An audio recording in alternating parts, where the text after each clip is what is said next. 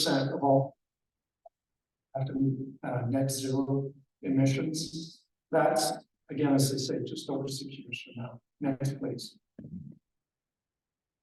I think it's important to understand that the suburbs, of which many of us are engaged in, the kind of growth that's going to be occurring around Wellington, around Picton, and throughout the county, and quite honestly throughout Ontario. Suburbs account for 60 to 80% of all growth in Canada. It's not in the city centers, it's on the edges. Over 50% of greenhouse gas emissions are related to just the building and transportation sectors. When I was on the advisory panel with the Ministry of Environment, you can see the two biggest here really have a huge impact. And I keep reminding planners in my profession, you've got a lot to say about what's going on here, over 50%.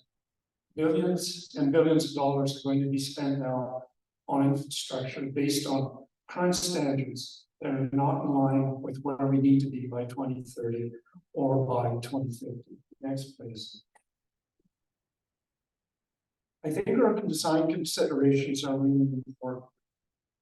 Climate change and miniaturization is not just about community. Community design is much bigger. It's not just about the role of buildings and cars, how we get around, how we design, how we move ourselves. A lot of that is set in the way we design the community.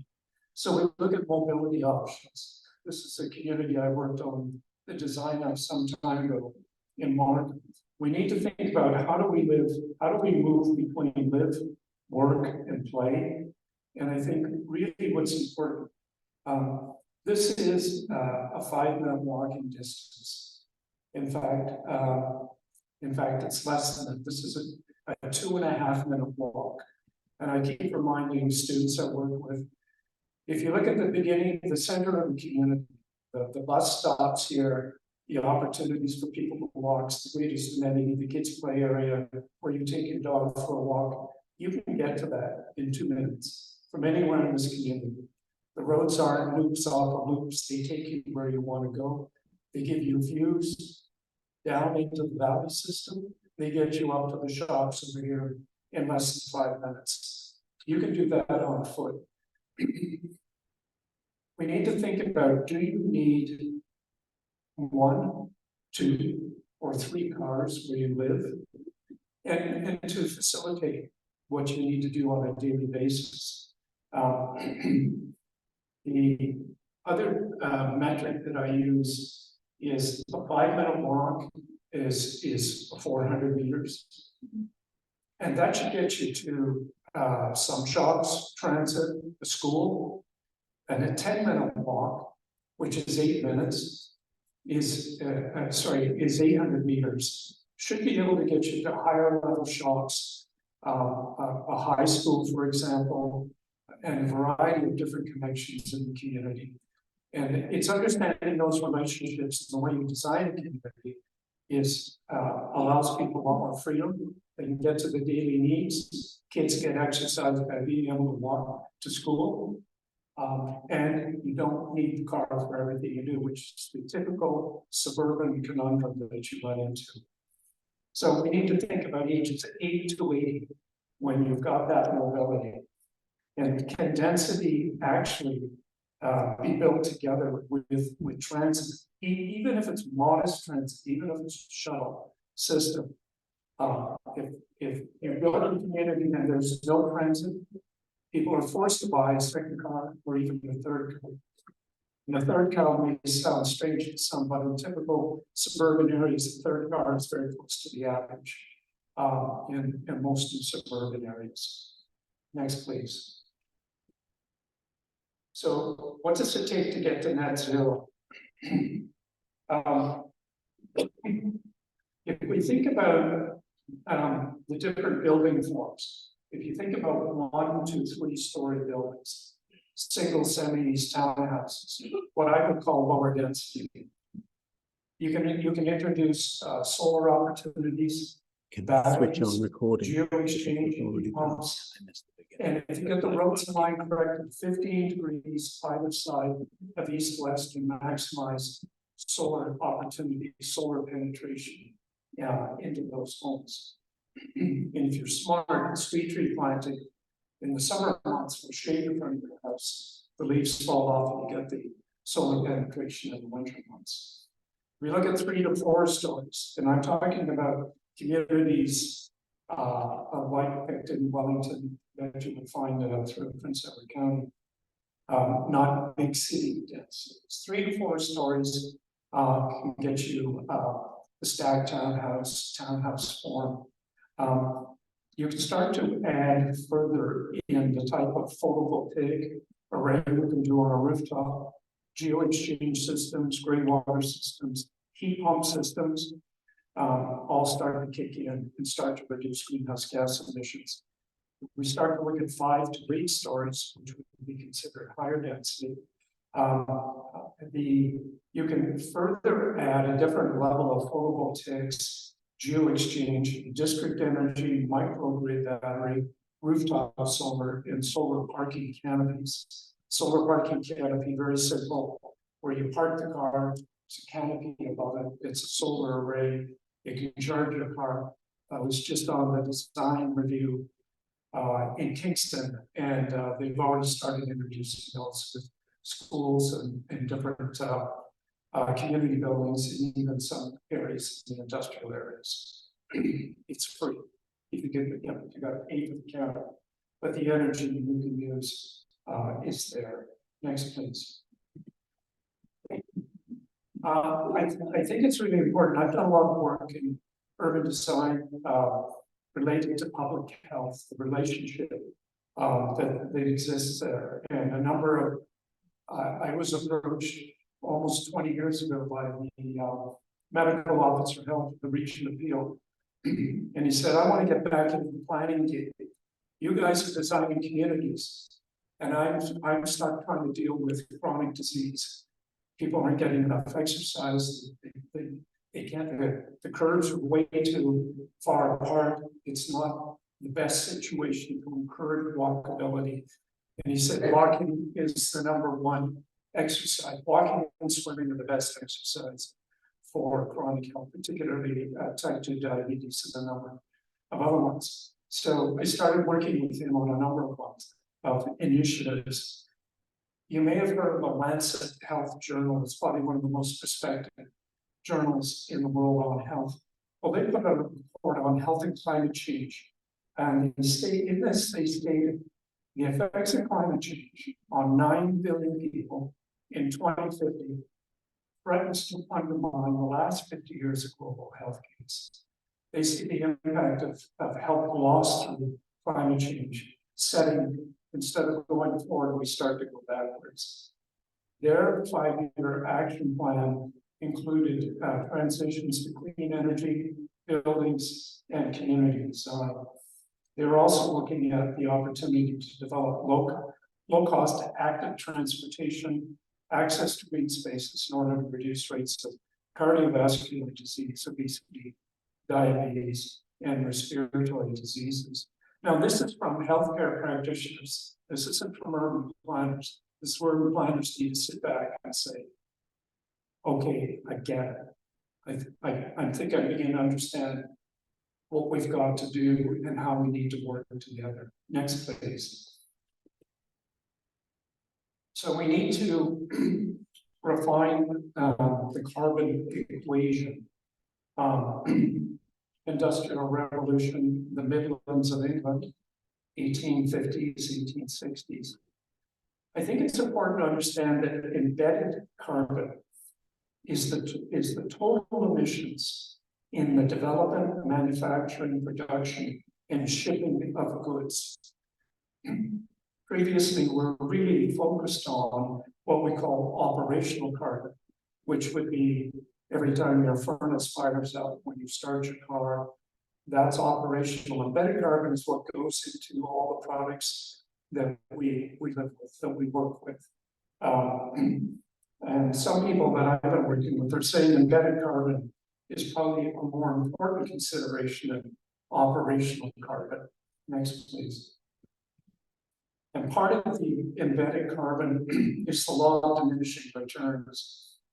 We may think adding more insulation than specified is a good thing. However, when the embedded carbon in insulation exceeds the energy saved in heating the home, it becomes a problem. Because you've actually burned more carbon to make that extra insulation that you don't really need. The same can be said for triple glazing. It's another example of more carbon spent in manufacture than saved in the building through heat loss. Now, triple glazing will still be used, particularly for acoustical reasons.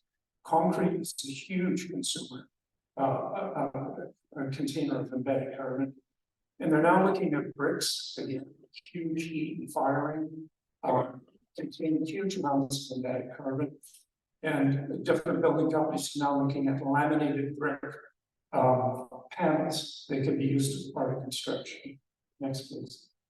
In the transition to net zero, there are many rating systems that are out there that focus on the building. Appliances, the HVAC system, some even consider the complete community, like LEED NDs. There's a complete variety of standards in here. A comprehensive system like One Planet Living actually includes health and well-being as a component of how we design and build communities. Building code changes will be coming next year, 2024, with greater sustainable measures, but we still have a long, long way to go. A transition period to net zero should be considered. Next, please. So the ideas of hybrid power systems, and this is part of what we can all start to do, and many folks have already started doing it. I'll go through this just a bit here. So when we look at a hybrid house, it utilizes multiple energy sources, such as natural gas, off-peak electricity, as well as alternative energy sources and battery storage, but uses them in a plug-and-play manner. Time of day, resources, what's available. Heat pumps are rated to work to -10 degrees, more or less. In Ontario, it's a consideration, but you need backup when you get less than -10. Some will say go electric if the heat pump isn't functioning. Heating your house with electricity costs 6 to 8 times as much as gas. So what a number of folks are doing is keep the gas furnace for now, use the heat pump as much as you need it, the gas furnace is back up. So you've started to get these hybrid opportunities here. A hybrid house can get very close to can achieve net zero, but remember the grid is not net zero. And by the grid, I'm talking about the electrical system throughout Ontario. And you need to think about what energy source does the grid use.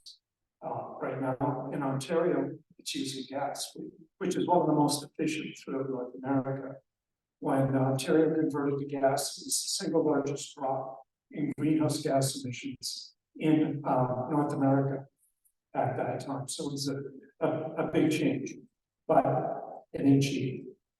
Next, please. We're looking at different mixed energy sources.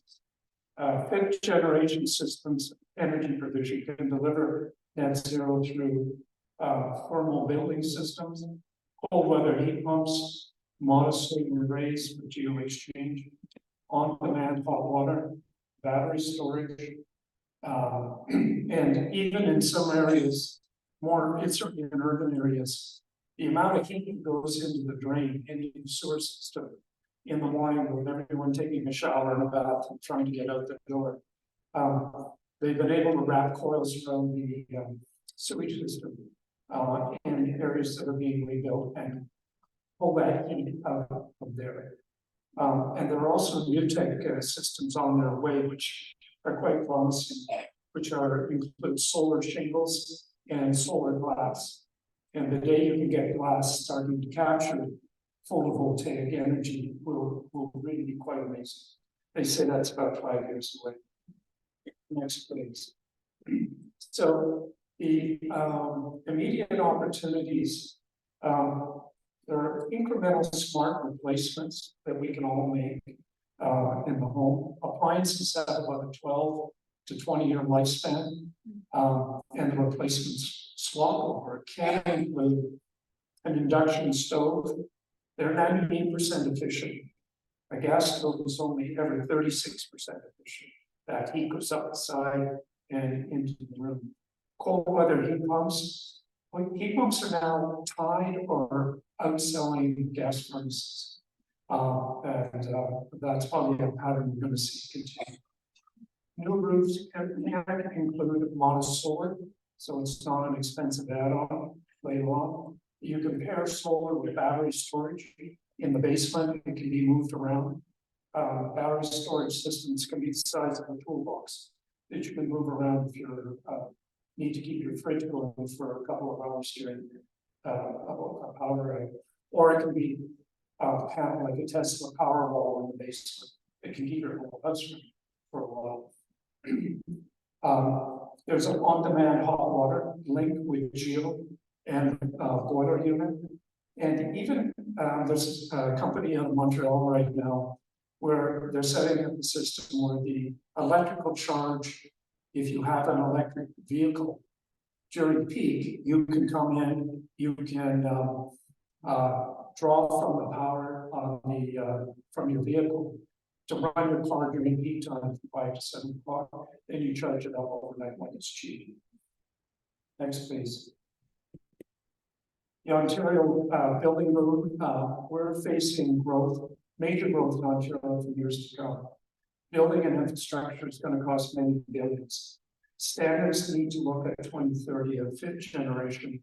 Now we need to forecast. Smart builders, developers I'm working with, they're saying we got to leapfrog forward, or we're going to be retrofit.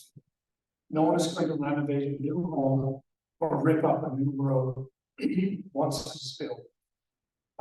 That'll come in the next generation, 20 years from now. That's too late. Next, please.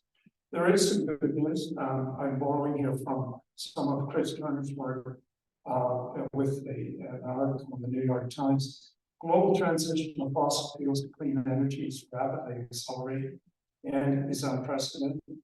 10 years ago, this rate of change was seen as highly unlikely and wildly optimistic.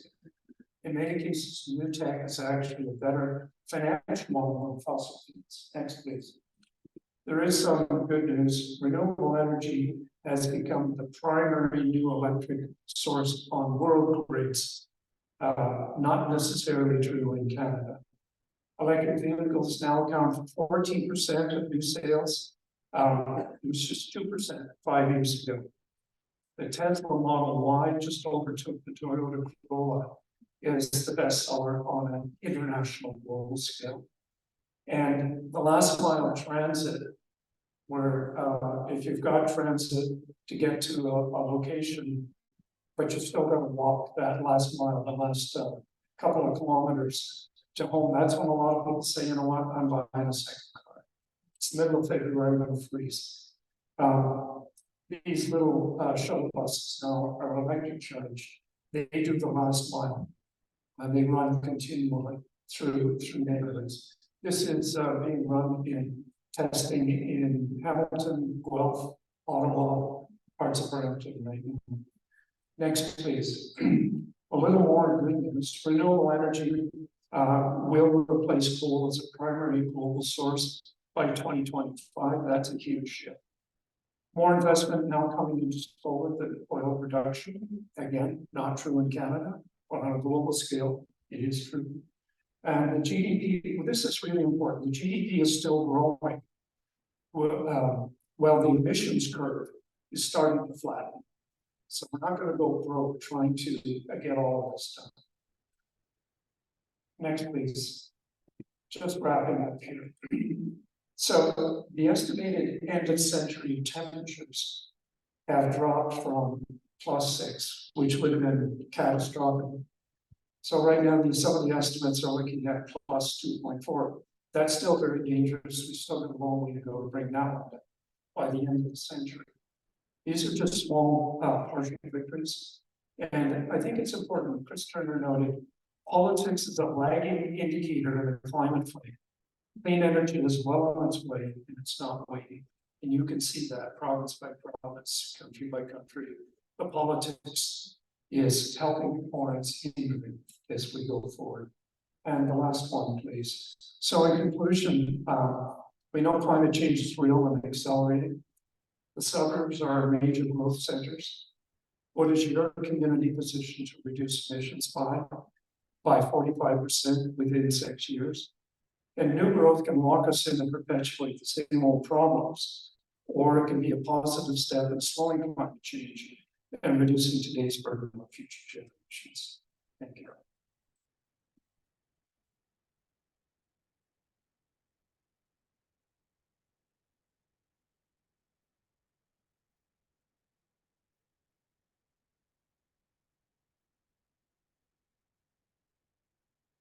Well, that was incredible. I have so many questions, but we're going to save the questions till the end of the speaker series. But yeah, that was so much to take in there. That was really, really good for me. John Ambrose is our next speaker. He's an engineer who has a deep interest in geothermal heating and cooling, and he's going to discuss how we can build our new housing to be free of fossil fuels. And he also likes to see solid owls.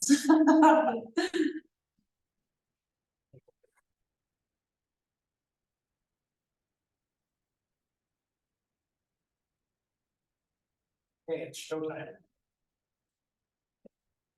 It's such a pleasure to be here. I'm going to be speaking on sustainable housing in affordable communities, using the technique or method of net zero energy. So I'm going to spend the next 3 or 4 slides doing the definition.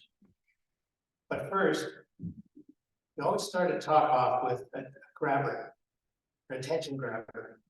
And so the next slide is the attention grabber.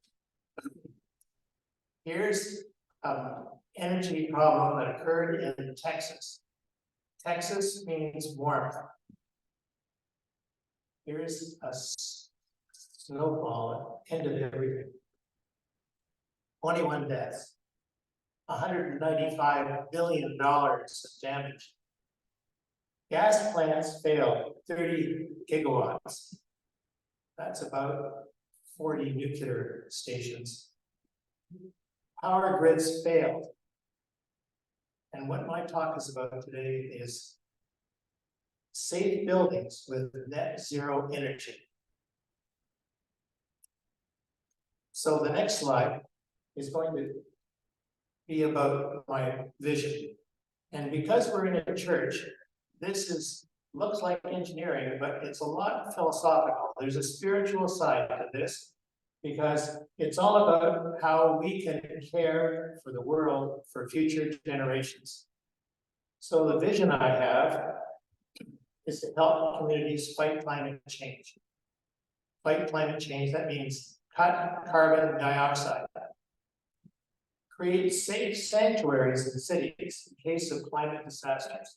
In other words, the disaster we saw in the previous slide, you can avoid being in danger with net zero energy buildings. Because this is a nonpartisan group, there's a dollar and cents element to net zero energy. There's a very large return on investment, which is calculated at the beginning of a project. But there's also a very large value if you accumulate the value year after year in terms of a life cycle value. And I'll be talking a little bit about that in a moment. So our next slide is a definition. Here's an example of net zero energy, but the geothermal component. And so you see this little building, and it can be a building small or large, as you'll see in a moment, with geothermal wells going down. You don't see the wells, you don't see the equipment. Because the equipment is all indoors. It's quiet. It's safe from climate or weather.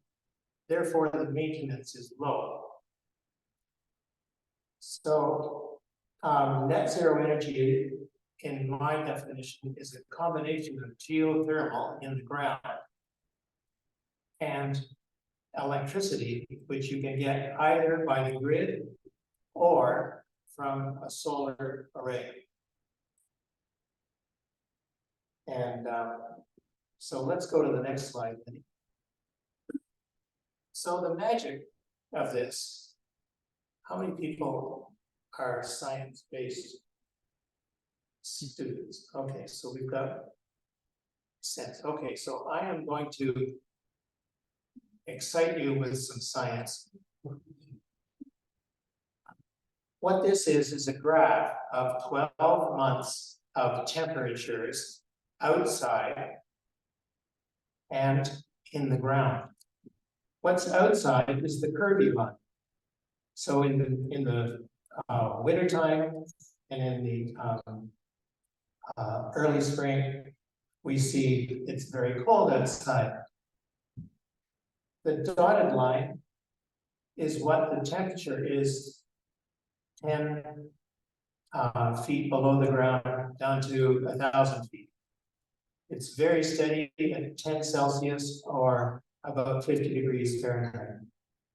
So what an opportunity to take that temperature and heat the building in cold times and cool it in hot times, i.e. the summer. So that's why geothermal has a high efficiency rating. How high is it? Well, a furnace, you wouldn't be surprised.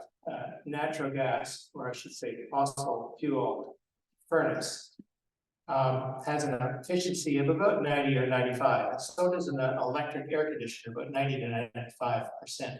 Means you got to put in this much to get that much heating and cooling. Geothermal, on the other hand, you put in this much and you get 4 times more. In other words, this means that the efficiency of geothermal is 400% year-round. It's not perpetual motion, as someone on the internet asked, but because it's 400%, you only need a small amount of electricity to make the geothermal work. And that's the magic of this. It's not magic, it's thermodynamics. So let's try the next one. So this is my brainwave. In the middle of the night, I came up with, let's draw a picture of district heating using net zero energy. So I imagine a city, and incidentally, cities, the carbon dioxide produced in cities is about 60% from buildings and 40% from other things, including vehicles. So that's why the importance is to focus on buildings in a city. So here's my schematic. The red circles, those are a collection of geothermal wells. It's not specific in number because we're just talking schematically about this. Then you see the little black buildings. So this is a collection of 5 hypothetical buildings that can be heated collectively by a group of geothermal wells. You can use the grid to get electricity to drive the circulation of fluid for the geothermal, or you can use solar. What this does is the net zero over a year is the solar produces more electricity than you need in the summer and too little in the winter. And in the winter you buy it, and in the summer you sell your electricity from the solar panels. Of course, even engineers aren't perfect, and their systems are not perfect. So a backup generator that might work 10 hours a year, you keep for safety. So, and the distribution circle is basically a fairly complicated control system to make the decisions of when you use the geothermal from the ground, when you sell electricity, when you buy electricity. And you can even connect cars to the system if you build your solar system large enough. So let's look at our next picture. So I had the pleasure to serve on the board of the library and enjoyed it completely. When I had vacated, I did an analysis of net zero energy for the proposed, at that time, proposed expansion of the Picton branch. The analysis that I did showed that with 6 wells of 150 meters each, that would be adequate to satisfy the needs of the Picton expanded library. And then solar panels to drive that in the way that I described before. It would save 38 tons of carbon dioxide per year. That's about the equivalent of 8 cars driving around. The utility costs saved would be $20,000 a year. That's the expense required to purchase methane, and also the extra expense required to purchase electricity. So save $20,000 a year, and the cost would be about $200,000, allowing for grants that would accumulate from the federal government, from the Federation of Canadian Municipalities. There's another way to look at the economics of this, not from the point of view of the people right here making a decision that has a return, financial return, that pays off your initial capital cost. Instead, it looks at what do your grandchildren think in 80 or 100 years. Because every year there's savings that builds, that is effectively ignored in a present value calculation that's classic in a business school. Life cycle accumulates value. And if we had more time, I could show you a very fancy cash flow diagram, a growing graph of net growing value year after year after year that grows and grows and grows. And that's why I have a line there. $9 million is the accumulated life cycle value after 100 years. And that's what a lot of people think that geothermal has. It's a very, very long life. So let's try the next screen. So, okay, I have to admit, I'd never designed a net zero system before. So I wanted to find out, is it good? Did I do it right? So the first one, I looked at 12 different comparables and looked at the scale of the buildings and how much geothermal in terms of wells they needed. So here's the first one. Here we are in a lovely church. I talked with a church in Oakville, the Anglican Church of the Incarnation. They have geothermal, and they decided to spend $400,000 donated by their parishioners. Their area is 836 square meters, and they needed 6 wells of about 200 meters each. And that lines up very closely to the analysis that I recommended and was turned down for the Picton Library. So the next one is at the other end of the spectrum. The Corner Brook Hospital in Newfoundland. This is the largest hospital project in Canada that uses geothermal heating and cooling. 55,000 square meters. That's approximately 700,000 square feet. They have 375 wells, totaling 68,000 meters, or about 700,000 feet. But they did it. And it's equivalent to a version of district net zero energy. So the next one would be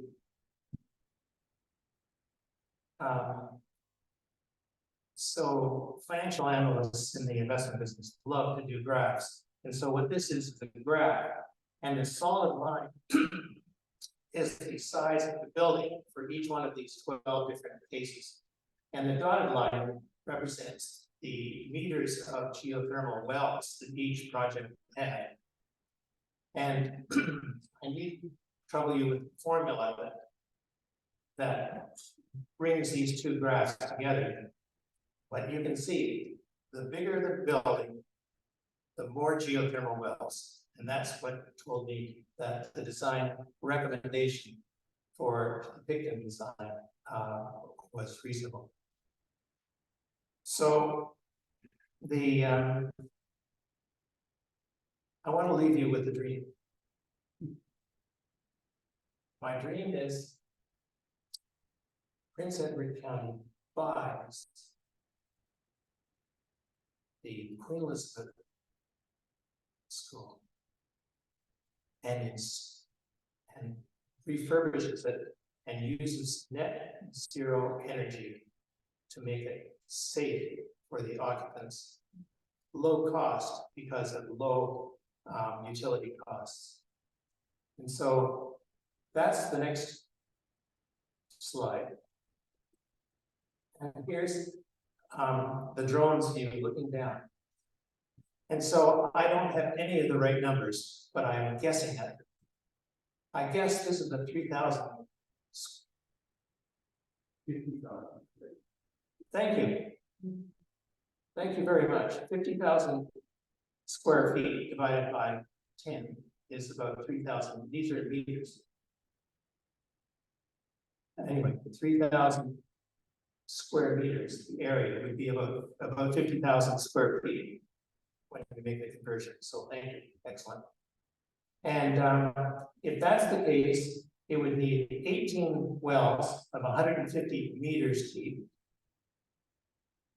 And solar cells of about 160 kilowatts that would save utility costs of $60,000 a year. And remember, these are just very, very loose guesses because I don't know any of the dimensions.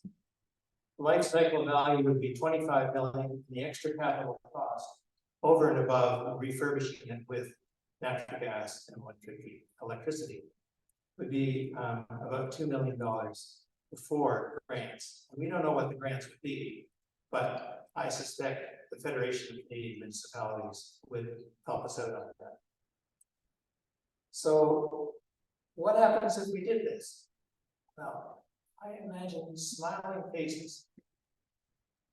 And here's the smiling faces. So a new home, affordable, safe, no carbon dioxide for 100 years. And I guess this is the graduating class before school was closed. And if I were an occupant in a building that was comfortable and safe from climate disaster, if the grid collapses, it still works. You still stay warm or cool, depending upon the time of year. These are the faces of the people who would live there. And that's the end of my talk.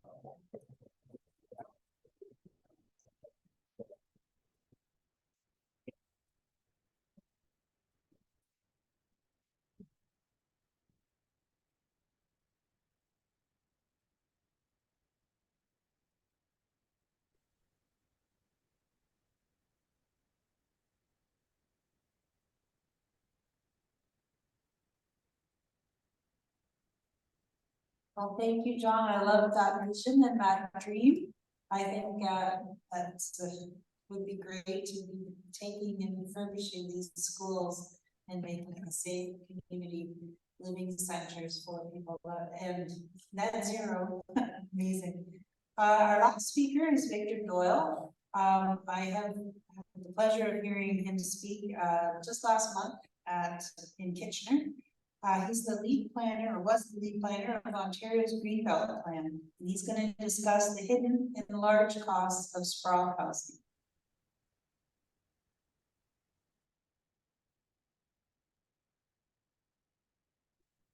Good evening from Toronto. Hi, Lenny. I can't see the screen. Is the slide, or some of the slides up there? Yeah, give me 1 second here. Yeah, no worries.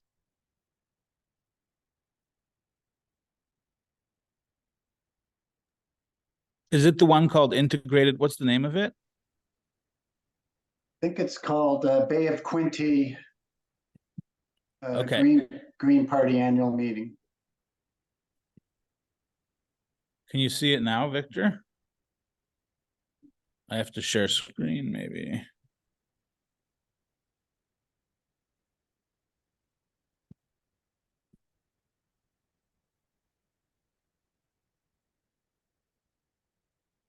Oh, there we go. There you go. All right, hang on. Where are we here?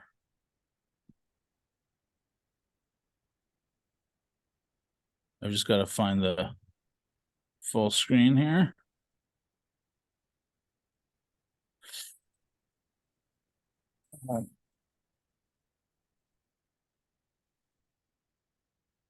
If anybody sees it, feel free to yell out here.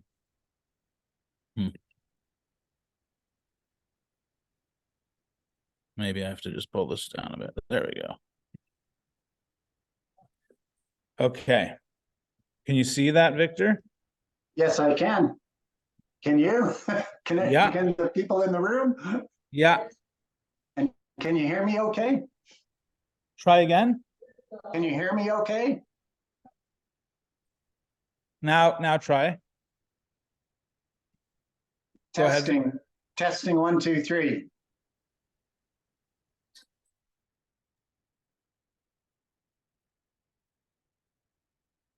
Go ahead. Test 1, 2, 3. Can you hear me? Yes, we can. How come I can't? Hang on. Sorry, Victor. Can you hear us? Yeah, we can hear you. Yeah, we can hear you. So you can go ahead once we go into the slide here. All right.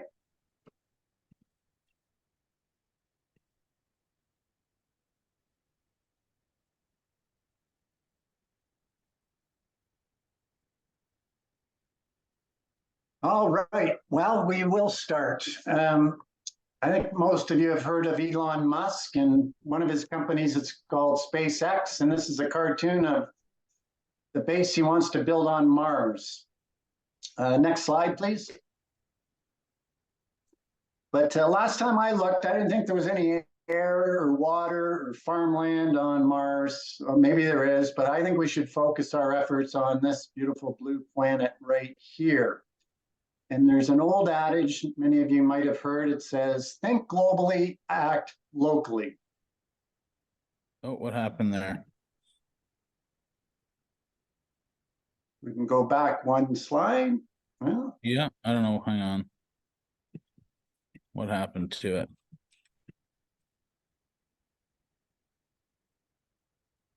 Is that a slide? That's a white. it was supposed to be. I don't know. It was a map of Ontario. But anyways, we can just keep going. So just a couple of comments about Ontario and thinking locally, and including Prince Edward County and some of the communities where you're all from. The Premier has talked about how big the province is, and the map I was just going to show you showed that 90% of it is in Northern Ontario.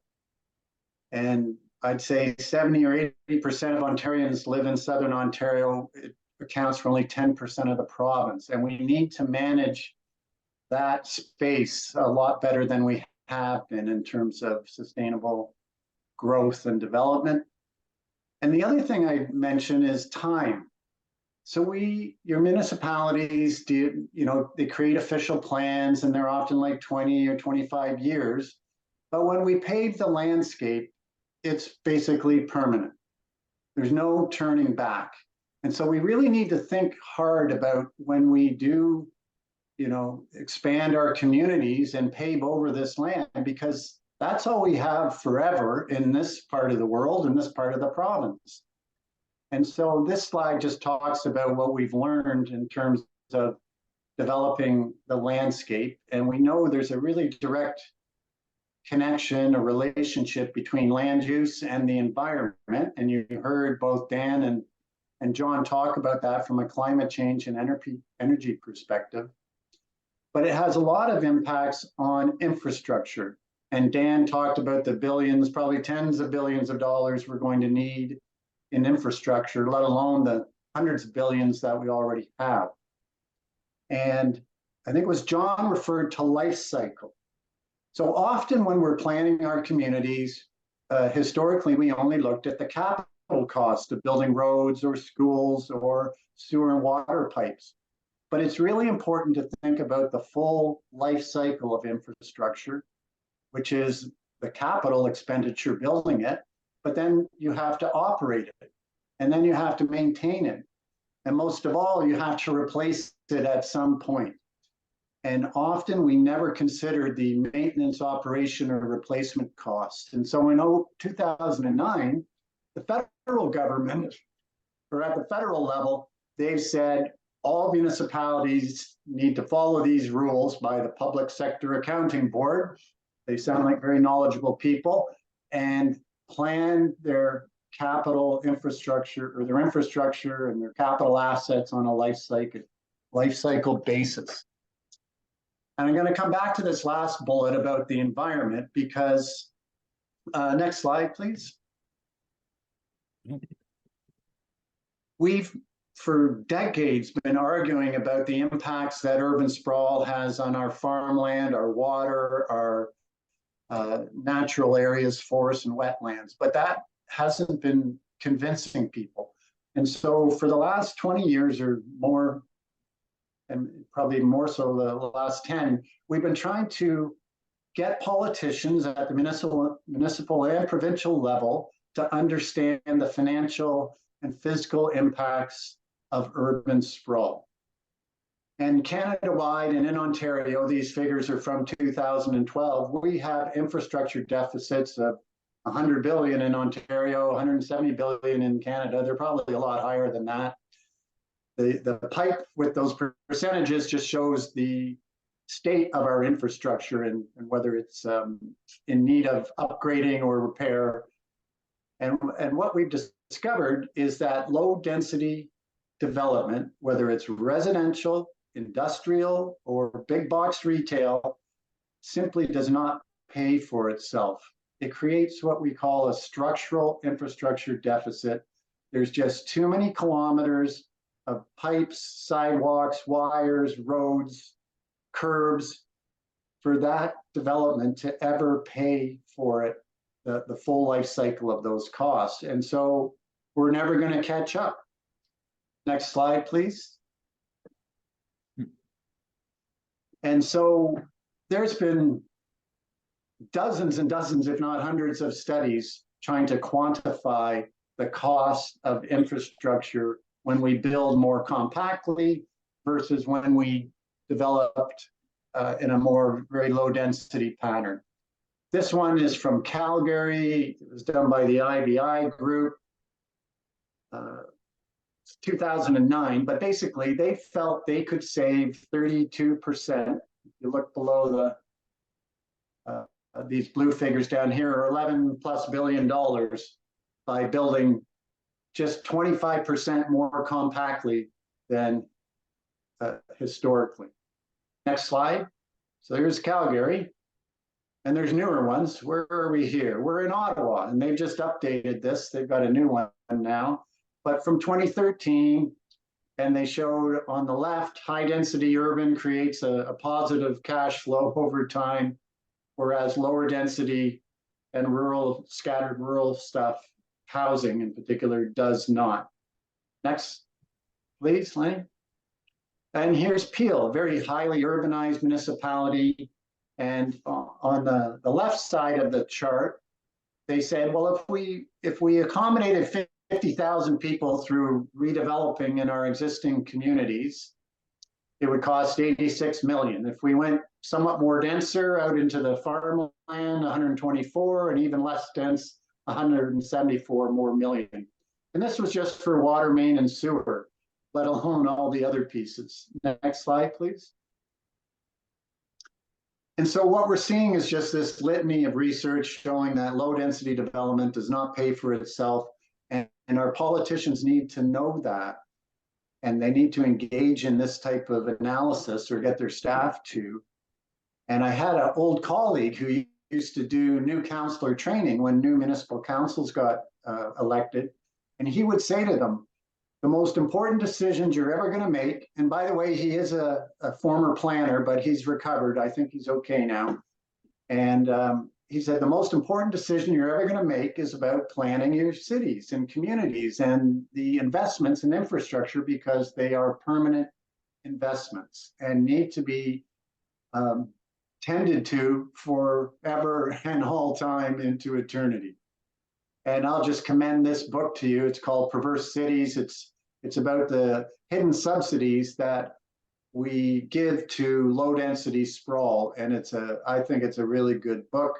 The author actually did an analysis for the Greater Toronto area and came up with a figure of about $25 billion in infrastructure savings if we built more compactly than otherwise. Next slide. And so I just talked about that, so we can go to the next one. And so since 2014, if not earlier, our own province-wide provincial policy statement has talked about efficient development and land use patterns. And down at the bottom, you'll see it talks about ensuring financial viability over the life cycle of this infrastructure. And it refers to asset management planning. So we've started with the policy, and many municipalities have policies like this now. Next slide. And we combined it with this provincial regulation. It's the Asset Management Planning for Municipal Infrastructure Regulation, provincial one.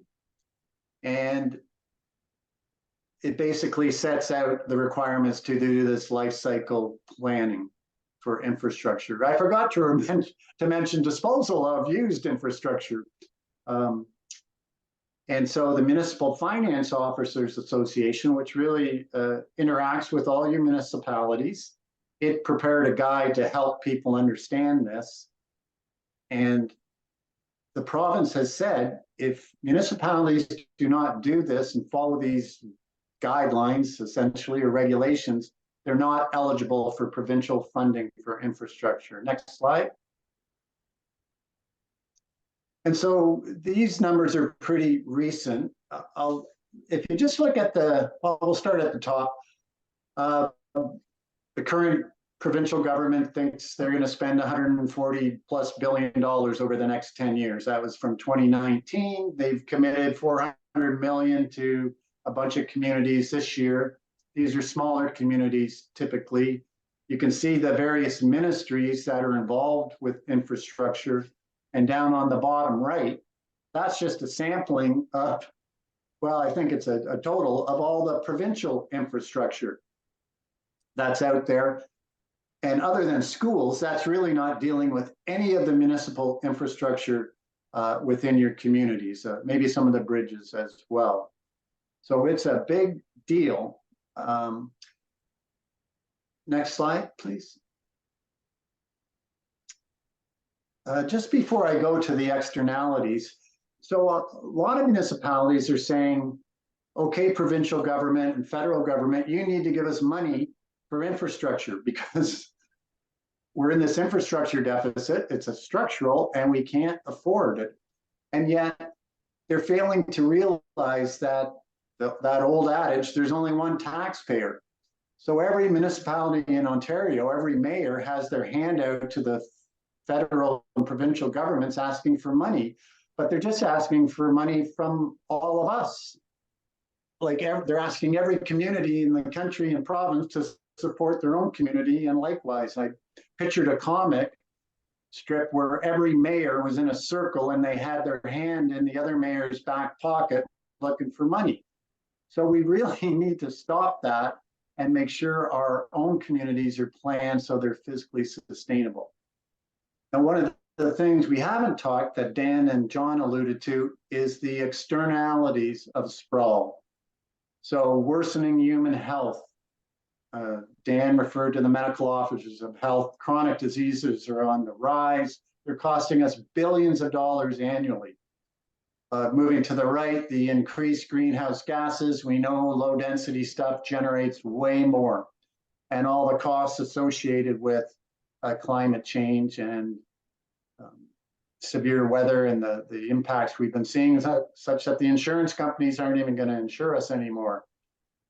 Housing, we know that low density housing forms are typically not affordable for an increasing number of households in our communities, and we need to build more multi-residential forms within our existing communities. Traffic congestion in the Golden Horseshoe where I live, it's estimated to be like $6 or $8 billion a year, and lost productivity rising to 15 billion a year. The loss of agricultural land, we've lost 40% of the farmland in Ontario over the last century, and we're losing about 320 or 30 acres a day. We lost 500,000 acres over the last 5 years. We can't keep doing that. It's the second or third biggest sector of the economy, and it employs 750,000 people, far more than the auto sector. It's fundamental to our economy as well as to our food security. And then, of course, the loss of ecological goods and services. I think Ontario-wide, it's estimated that nature provides about $85 billion a year in ecological goods and services. The green belt, which is only a couple of million acres, is about 2.5 to 3 billion a year. And so when we pave our forest, or cut down the forest, fill in the wetlands, and pave the farmland, we're losing those free services that nature provides, including carbon sequestration and flood mitigation and temperature moderation as our climate changes. Next, please. And so, you know, some municipalities are really starting to get into this stuff, and I call it best in class York Region. They've got these master plans, and they're not just looking at infrastructure. You can see some of the things they're looking at on the right in terms of the environment and water and their watersheds and et cetera. Next slide. And so when I was still at the province, we actually worked with a consultant and the municipal finance officers to develop a tool that municipalities could use to start to estimate the cost of different forms of development. Very low density, medium density, higher density. And we piloted it in several municipalities. And then I think it kind of got a lot of pressure from certain development interests, and the thing was kind of buried, unfortunately. But next slide. Not to worry, because other private sector consultants are picking up the torch. This fellow, Joe Minicozzi from the US, is doing this phenomenal modeling of the taxes that different forms of development generate. And no surprise, medium and high density generate enough that they're fiscally sustainable to replace all the infrastructure over its life cycle. Next slide. And he did that for Guelph and Hamilton. And this is one from IBM out of, this is for Portland, Oregon, but Siemens is doing it for London, England. Really sophisticated modeling, looking at environmental issues and infrastructure costs all together, and helping to show particularly our elected officials some different options about how they might see the futures of our communities be planned. Next slide. Well, that's it. So that's it for me. So I would encourage you to encourage your elected officials and your municipalities and your planning departments to dig into this type of stuff and analysis when they're thinking about the future.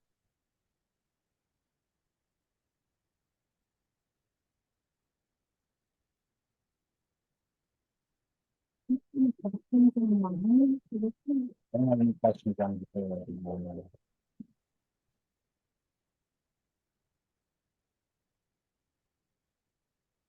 Thank you so much, Victor. That was very, very interesting. If anyone, I don't know, if we kind of turn the lights up a little bit, but if anyone has any questions, we don't have a lot of time, but if anyone has something they'd like to ask, raise your hand and we'll try to. Hello, Larry. Hi. My name is Ed. I'd like to know if we can get those presentations. Are they going, were they filmed, were they recorded, you know, and if we have access to that? I believe they were recorded, Lenny. Yeah, the Zoom presentation was recorded, so it'll have all the presentations. I think we started a little bit late on the first one, but the rest of them we have. And yeah, I guess that maybe they'll be made available for people. Yeah. They will be available. They'll give me a little bit of time to upload them in that, but yes, they will be made available, and you'll be able to find them at bayofquinty.ca under the events tab. Don? So I have a question to Victor. Obviously, the question is this, obviously developers are very powerful. And it's very difficult to get them to change the way that they want to do business. Do you have any hope that we can try to influence developers to develop in a different and more sustainable way? Is there any hope? Did you hear that question, Victor? Yeah, I think so. Okay. So I think, there's a lot of very progressive developers, and Dan certainly is very involved in trying to create new community design platforms that address some of these issues we've been talking about. So I think it's a bit of a conversation. It's trying to tap on those more progressive ones and encouraging your planning departments and councils to explore some of the different options that are available. So it's about awareness raising for them, right? If they've only seen certain forms, then they don't know other forms. So anything you can share to broaden their horizons, I think, will help in that regard. Do you want to take this there, Don?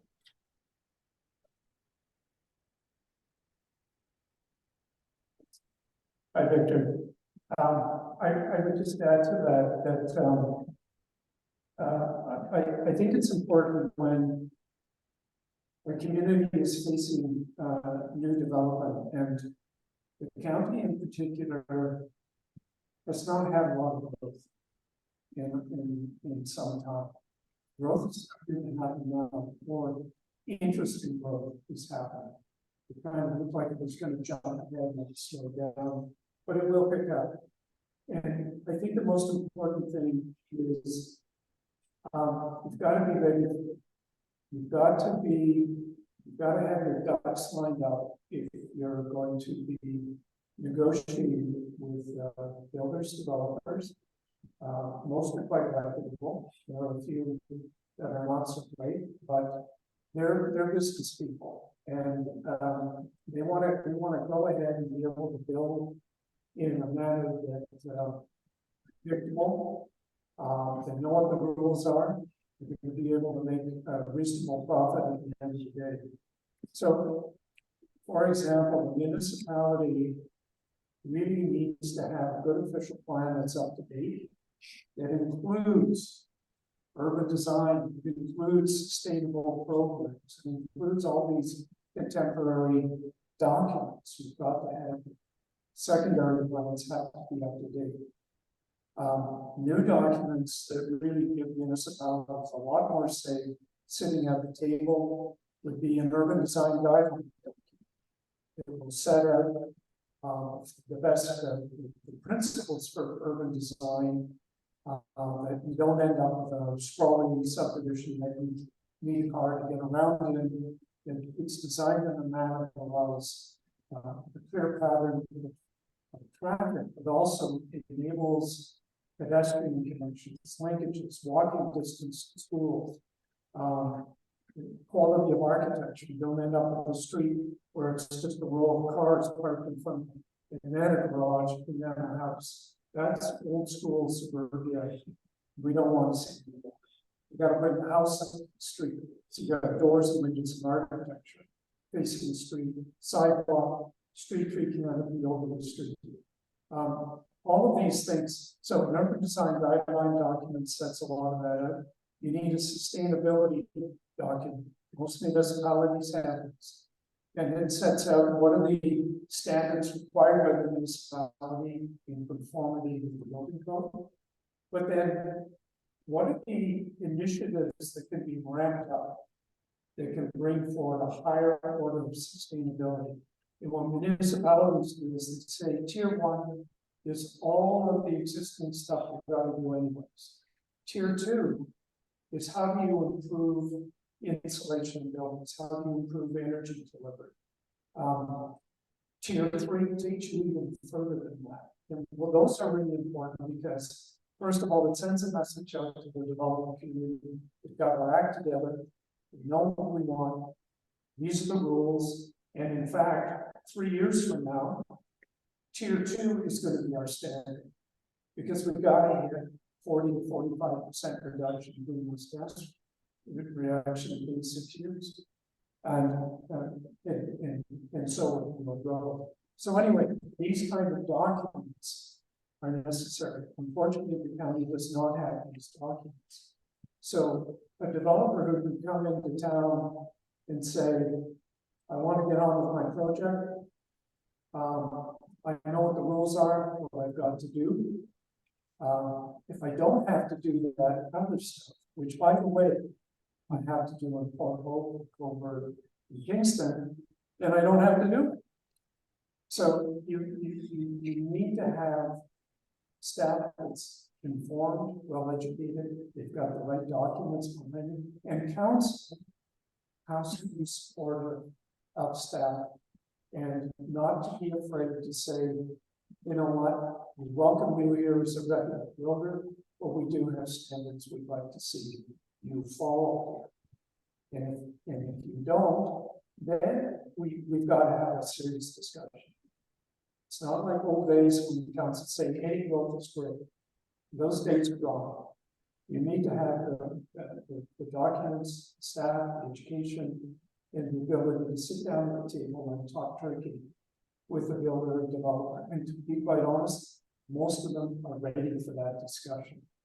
They can go out and hire people who will do that because they have to do it in other locations. So it's important. And you also want to reward the folks that are doing a good job. Other municipalities, Kingston's just doing their Liveable Cities Design Awards, affordable housing, great design. Bring the champions into the room, give them a pat on the back, get their name in the paper, and present them with an award, so that you really have an opportunity to say, this is what we expect, this looks great, it works, we want more of it, and we're prepared to talk about that. I'll leave it at that. Yeah. I'm sorry. Oh, no worries. One more question? Don? Yeah, just addressing that, it seems everything has to reinvent the wheel, and I'm wondering if there are some more overarching guidelines to be in place, and given our current provincial government, is there any kind of light dawning there in terms of overall building codes and stuff? I know things are imposed to some degree from the feds to look at pictures better, but this feels like a horrible thing for all the municipalities to try and figure it out from the states. And the citizens be on top of it to get them going.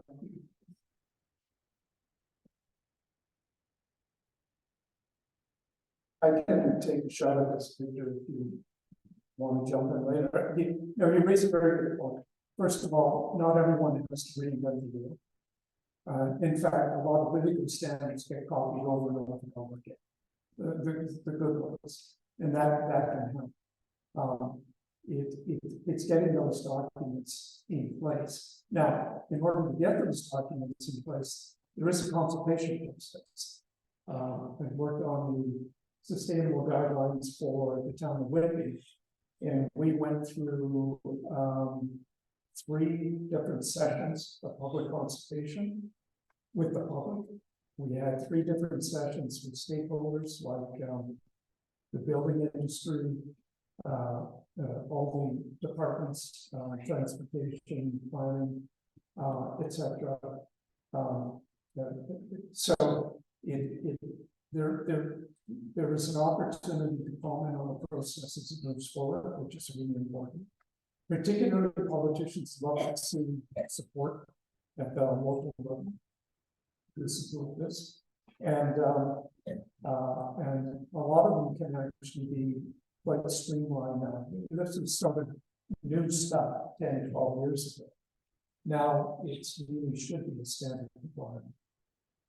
The province is looking at changes to the building code, which are also being amalgamated with a national code that will introduce sustainability, but usually the municipalities are ahead of them. They're all, because that's where the rubber hits the road at a local level. So that's why we're critical.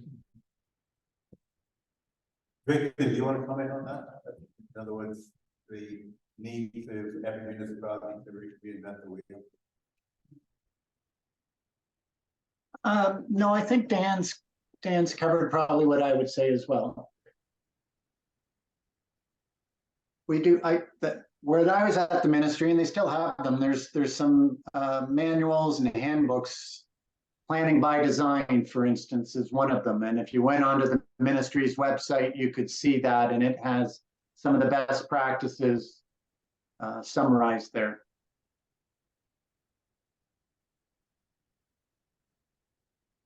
We have 2 more questions. Yeah.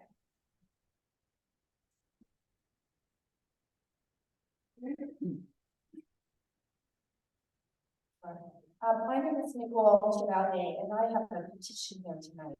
And thank you, Lord, for having me bring it here. I'm meeting with Todd Smith on November 3rd. I'm meeting with him as a constituent, not an expert. To my great surprise, when I called his office to ask for a meeting, I was given a meeting. So I'm seeing this as an opportunity. And what I'd like to do at the end of my meeting is ask him to commit to meeting with some experts and bringing his boss with him. I don't know, I could be dreaming, but I'm just wondering if you were going to put some people in front of the Minister of Energy and the Premier, some experts, like who would you suggest? And I would be open to like. What are you asking? Well, my petition is here in the room, but I'm just asking him. I talked about 5 principles that I think his government is moving in the complete opposite direction around gas pipes, for example, green spaces, wetlands, things like that, and asking them to listen to some experts, because it doesn't seem like they have a policy in it. It seems like they're listening to business, and not. It doesn't look like they have a cohesive plan. For example, procurement, things like that. So I'm not an expert, but I'm just asking him to sort of agree to listen to people.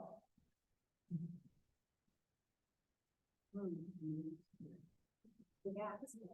Well, I mean, the government has recently made changes to the provincial policy statement. Whose advice did they get when they were doing that? I'm not quite sure how to answer your question. I know I've met on very specific issues, met with some people in different levels at the province. I met with Victor on a project I was involved in years ago to discuss the opportunities. which was a sustainability one. But I was working with a client group that very specifically wanted to move forward with a higher order sustainable community. And they owned land that there was an opportunity to do some things on. And so there was a program, there was some focus. You can get different experts. It depends who they are. Experts often tend to be fairly busy people, and they make a living by giving expert opinion. So I really don't know what to recommend. I think I would very carefully hone your questions, that they're anchored in very clear specific issues, and then find out if you can get folks related to those very specific issues. If you got a meeting, that's great. You want to make absolutely the best use of that time. Can I divert your question a little bit? Victor, you were instrumental in Liveable planning. Could you say, maybe it would be appropriate to say a few words about how long that took and what kind of people were involved in the Liveable planning, which Doug Ford said was a scam, and but I think it took quite a long time to put that together. Yes, well, we worked with all sorts of experts in the provincial government, but also with municipalities, academia, conservation authorities. But there's a lot of people who are not satisfied with the way the government is proceeding on a whole bunch of land use and environmental files and policies. And so maybe, I don't know the questioner's name, Don, but feel free to give her my email and maybe we can connect, because I'm involved in several groups that are pushing back against a whole bunch of things, including the wetland policies and others. So I'd be happy to do that. Wonderful. That's wonderful, Dan. In the Alliance for Liveable Communities, I think they may have some experts that might help with that as well. I think we'll. Oh, you don't need it? You want that? You notice that in big cities, the business street, that whole road, all three. And I'm going to see America, but I've never seen that in Ontario or in the States. Is there anybody who speak that? Do you want to repeat the question? More trees in China, full of trees down every street. I can, I've worked with landscape architects enough, I might try. Large full scale trees, absolutely, you can find them. I know through London, England, you'll find London plane trees at an enormous size, not right in the very core area, but certainly around the park edges and He's right in the core, he's right down the main Beijing. I think a lot of it depends on the part of it's on the climate, a lot of it's on the attitude of the people who build and design cities. University Avenue in Toronto used to be, I've seen my grandfather's photos, quite a lovely tree-lined street. That was all taken out before to make room for more cars. So I think, and the other thing I know, working here, I'm going to bring that up. That's been explained, evidence that there's a payback through absolutely, absolutely. You don't have to go very far with folks. For example, landscape architects, there are equations on the value of the tree based on the amount of carbon it will sequester over its lifetime. But I've seen the urban center anymore. yeah. But one way last question to the gentleman who spoke next to the last, I guess it was. You talked about, you can't calculate the net present value. Why can't you quantify the net present value, then that time zero, and give it a number? So, we took the present value of the year 20, it would be somewhere around 0. Therefore, another way to ignore it. You accumulate every year and look at what you've got at the end. That future life cycle value gives you a different conclusion than if you took the present value at time 0.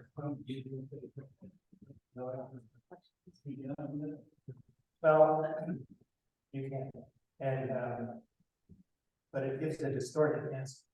The reason for it is that the value of the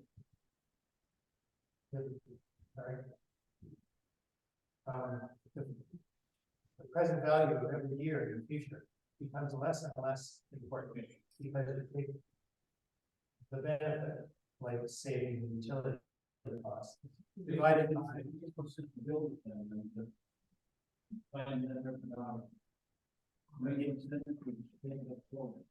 it makes you just have a different conclusion if you think about the accumulated value over many years, because the present value of those years in the future are inconsequential. They're ignored if you do the calculation of savings in a year divided by 1 plus the discount rate to the power of number of years. Very, very good. Okay, you don't think you right?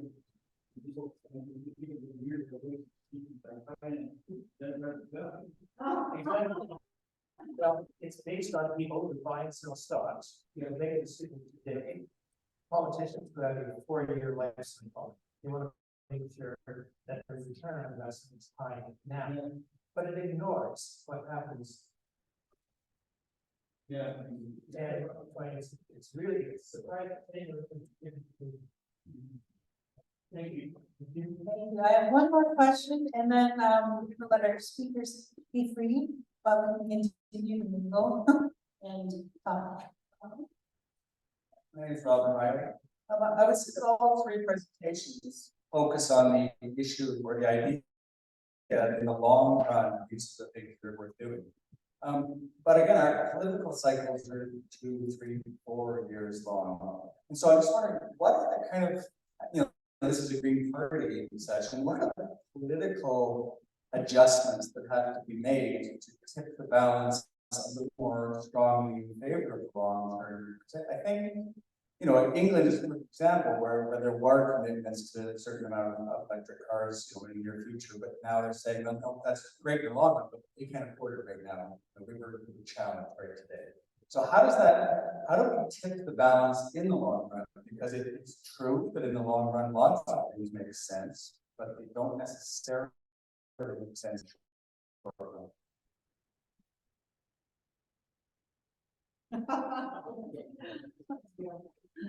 I can't speak, I can agree too.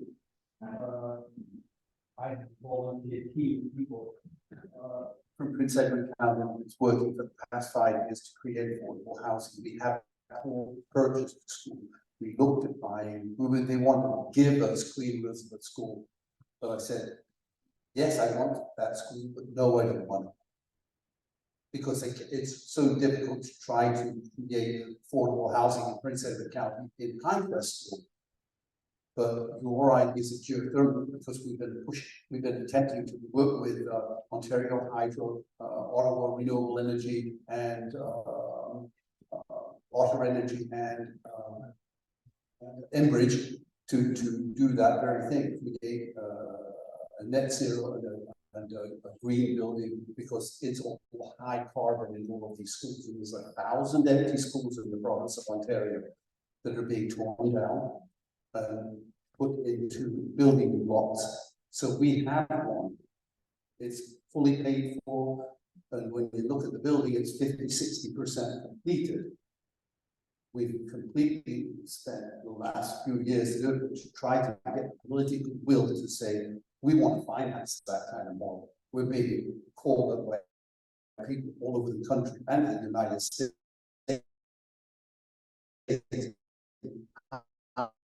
How did you do that? How did you get with local experts? I'm so excited. I need to talk to you to get you to be advisor for our team. Really would appreciate it. I've got some flyers here, or if you want to check out our website, it's www.pinecresthousing.org. Wow, thank you.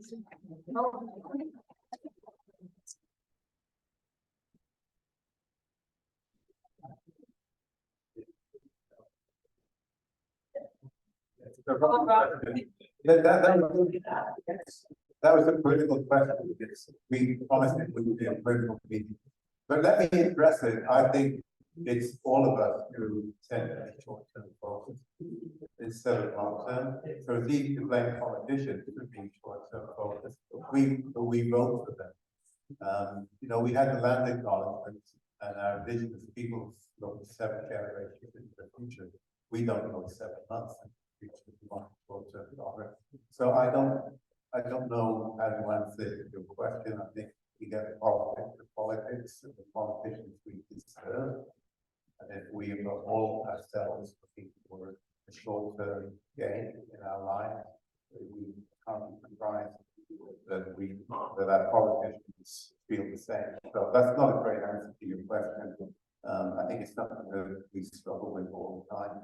We encourage people to have a long-term focus. And if all of you tonight go away with this idea that we need to think more long-term, well, that will be an immediate benefit. I just want to remind everyone, if you haven't signed Nicole Chicago's petition, she's there. You know, right there. Make your way over, introduce yourself, and sign up. No, you have to turn it on there, Jim. The button.